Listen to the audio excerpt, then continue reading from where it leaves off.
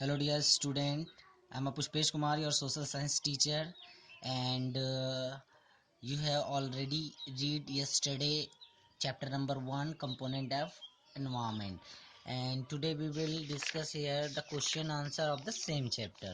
So students, get ready for the question answer. First we will do here the A, tick the correct option. So let us start with the first. Which one is not a part of the biological environment? तो biological environment का कौन सा एक चीज है जो part नहीं है, तो इसमें आएगा सेकंड वाला B.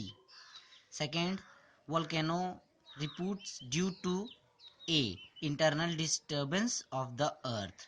Third, which one bring a sudden change in the environment?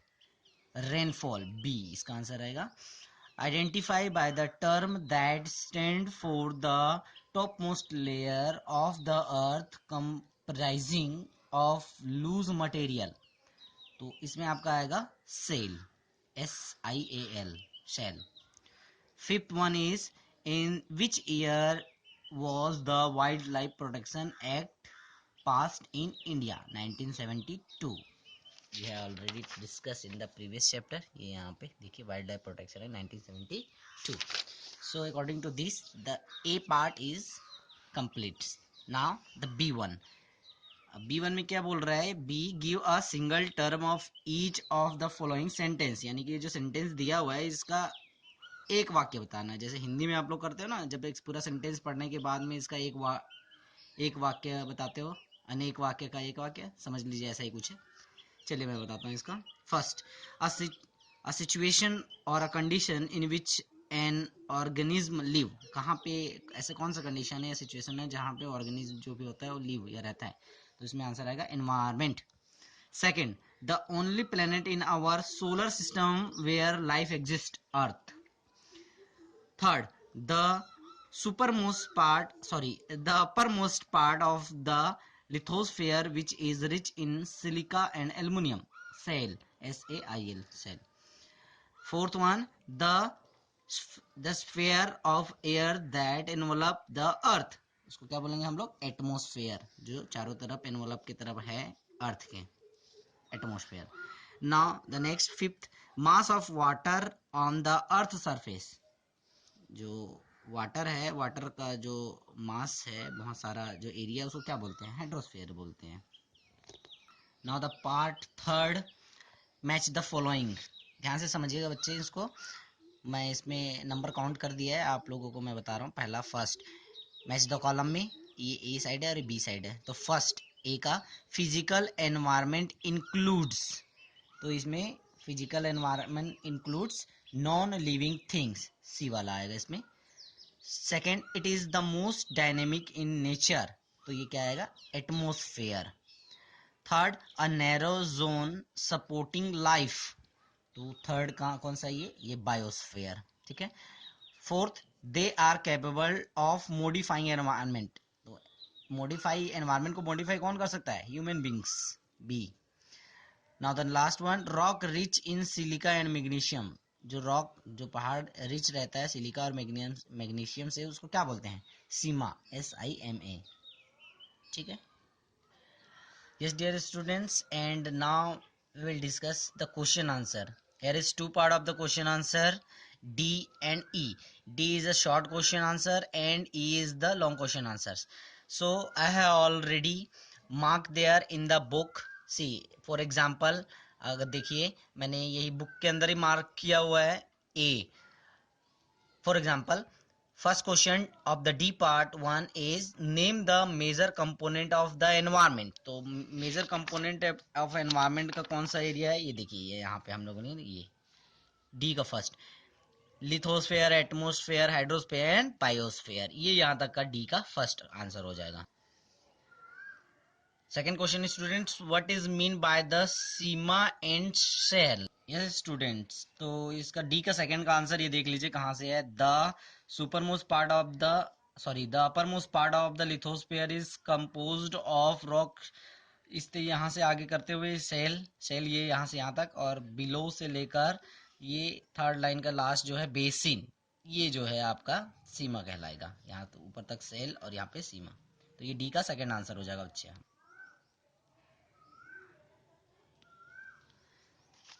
Mass water का डिस्ट्रीब्यूशन हाइड्रोस्फीयर के अंदर में हम लोग देखेंगे तो आपको ये नजर आएगा यहाँ पे, सी 43% of the total area covered estimate sorry by the water line in the north hemisphere where the remaining 57% line in the southern hemisphere। तो ये ऊपर नॉर्दर्न में, साउदर्न में ये है और नॉर्दर्न में ये है, ये यहाँ तक आपका डी का थर्ड आंसर रहेगा बच्चे।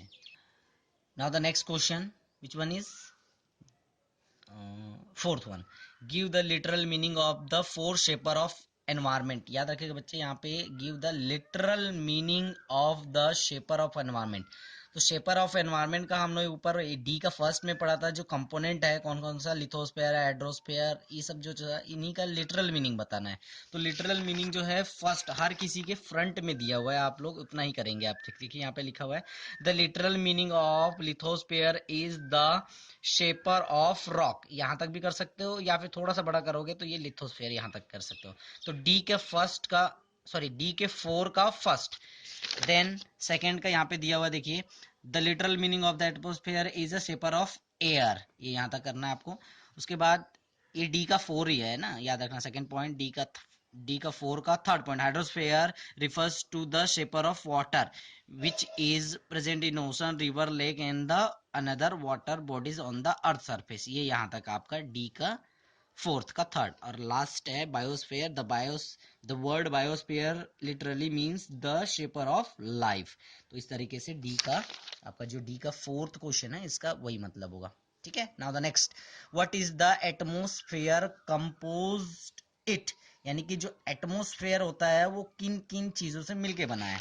तो एटमोस्फेयर देखिए कहाँ पे है, डी का फिफ्थ क्वेश्चन है आपका एटमोस्फेयर। तो एटमोस्फेयर वाले पे आ जाओ, ये रहा atmosphere.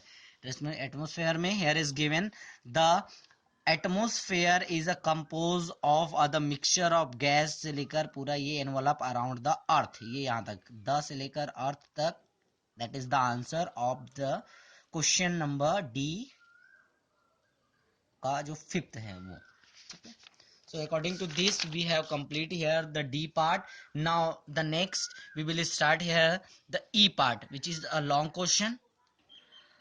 Yes students, so first one is differentiate between the physical and biological environment। कभी भी याद रखिएगा, कभी भी differentiate करता है, कभी भी अंतर स्पष्ट करने की बात होती है किसी भी दो चीजों में। जैसे यहाँ पे दिया हुआ है between physical and biological environment, तो फिजिकल और बायोलॉजिकल एनवायरनमेंट का आपको डिफरेंशिएट करना है। तो कभी भी डिफरेंशिएट करने के समय जब आप आंसर लिखेंगे तो आंसर में कुछ इस तरह से बनाइए आप, एक तरफ फिजिकल एक तरफ बायोलॉजिकल। तो आप फिजिकल में फर्स्ट और सेकेंड पॉइंट लिखेंगे। तो मैं आपको बताता हूँ ई का फर्स्ट। तो ई का फर्स्ट जो है वो यहाँ पे देखो, यहाँ पे दिया हुआ है द फिजिकल इन्वायरमेंट से लेकर आप लास्ट में ये such as a plant and animal. तो इसमें आप देखेंगे फिजिकल जो है यहाँ से लेकर एंड एयर तक है, और द बायोलॉजिकल से लेकर ये एनिमल तक। ये फिजिकल वाला पार्ट के अंदर लिखोगे आप यहाँ से लेकर यहाँ तक, और द बायोलॉजिकल से लेकर यहाँ से लेकर एनिमल तक बायोलॉजिकल वाले पार्ट में लिखोगे। मीन्स अगर आप ये बॉक्स बनाओगे तो यहाँ पे फिजिकल वाला पार्ट में ये फिजिकल वाला लाइन लिखोगे और बायोलॉजिकल वाले लाइन में बायोलॉजिकल वाला टाइम लिखोगे। Is that clear? Now the second one is why is the earth called the blue planet. बहुत मोस्ट इंपॉर्टेंट क्वेश्चन बच्चे, पेपर में पूछता ही है, 2 नंबर 3 नंबर का आता ही है। तो क्यों ऐसा है earth is called blue planet? Because of the 71% approx evidence of water.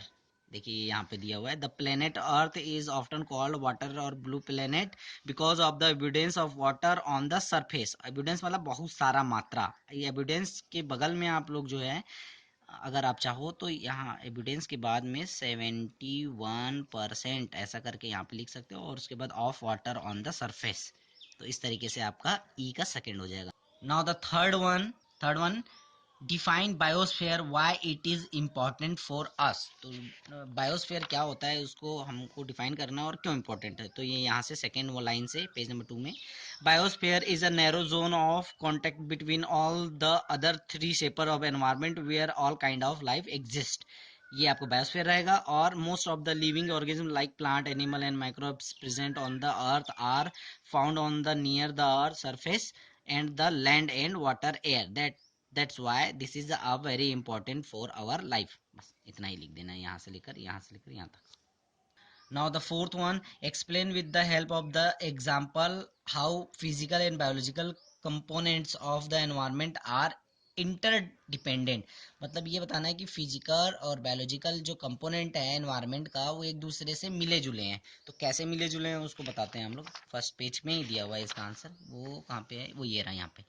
The two component of the nature environment, natural environment, sorry, that is the physical and biological are largely interdependent and cannot be separated. Any major changes in the physical environment is the bound of the bring change is the company। ये यहाँ से लेकर पूरा आपको बच्चे यहाँ तक करना होगा, ये यहाँ ग्रेजुअल तक। ये डी का फोर्थ रहेगा answer. Yes, dear student, the last one is explain two way in which human beings are distributed the natural environment। यानी कि आपको बताना है ऐसे कौन से दो तरीके हैं जिसके द्वारा जो है ह्यूमन बींग्स जो है डिस्टर्बिंग, बहुत ज़्यादा परेशान कर रहा है नेचुरल यानी कि हमारे पर्यावरण को। तो इसका आंसर जो है बुक के अंदर नहीं दिया हुआ है, अगर दिया है तो प्रॉपर वे में नहीं दिया है, लेकिन फिर भी मैं आंसर आपको बता देता हूँ। तो आप इस तरह से लिखेंगे, उसका आंसर लिखेंगे तो इसमें पहला पॉइंट लिखेंगे बाय हंटिंग। तो बाय हंटिंग के अंदर आप लोग का ये होमवर्क रहेगा कि जब इसका आंसर लिखेंगे आप लोग तो उसमें आपको एक्सप्लेन करेंगे बाय हंटिंग को। कैसे एक्सप्लेन करेंगे मैं आपको बताता हूँ थोड़ा सा। कि human beings started hunting and many animals killed by the human beings that is very harmful for our environment। बस इस तरीके से, या इसके अलावा भी कोई दूसरा सेंटेंस बनाना चाहते हो तो आप बना सकते हो। और सेकंड पॉइंट जो है by cutting trees, human being started recklessness cutting of the trees, therefore the balance of nature environment is going to disturbing by the human beings. इस तरीके के एक सेंटेंस बता रहा हूं मैं आपको, आप अपने आप से भी कोई अच्छा सा सेंटेंस बना के इसको डिफाइन कर सकते हैं। So students, now this is the end of your question answer part A B C four D and E. Now the next one is chapter number sorry page number 6, और 6 के अंदर आप देखेंगे मैप स्किल दिया हुआ है। On a outline map of the world show the given national park. National park दिया हुआ है और वो भी outline map of the world, world के मैप में आपको बताना है। तो आप एक काम कीजिए, वर्ल्ड का मैप ना लेके आप जो है एक इंडिया का मैप लीजिएगा। इंडिया का मैप जो है पॉलिटिकल वाला, पॉलिटिकल मैप। अब उस पॉलिटिकल मैप के अंदर आप जो है जितने भी नेशनल पार्क हैं, कम से कम 5 नेशनल पार्क जो है आप लोग जो है उसको आप इंडिकेट करेंगे। और उसके बाद में लास्ट पेज में जब आप कॉपी करोगे क्वेश्चन आंसर, उसमें आप जो है उसको क्या करोगे, पेस्ट कर दोगे। पेस्ट करना है। तो एक तो ये गिर वाला दिया ही है, गिर है, कॉर्बेट नेशनल पार्क है, कान्हा किसली है, और भी कई सारे जो इंपॉर्टेंट है आप जो है 10th क्लास की बुक में सर्च कर सकते हो, या फिर आप जो है नेट से सर्च कर सकते हो कि top most national park of India, इस तरीके से तो आपको दिख जाएगा ये सब चीज़ें। So according to this we have completed chapter number 1। और आप लोग जो है बच्चे अच्छे से याद कीजिएगा और इसको एक कॉपी बना लीजिएगा, एक मोटी सी कॉपी बनाना। उसके 3 पार्ट करना है, एक फर्स्ट सेकंड और थर्ड। एक ही कॉपी का 3 पार्ट कर लेना, और फर्स्ट पार्ट में ये वाला जो चैप्टर हम लोग फर्स्ट वाला चैप्टर कर रहे हैं इस चैप्टर को करना, और बाकी का next video we will start here the part 2 chapter number 9 and 10। So thank you students, आप लोग अच्छे से घर में तैयारी कीजिए। Thank you very much.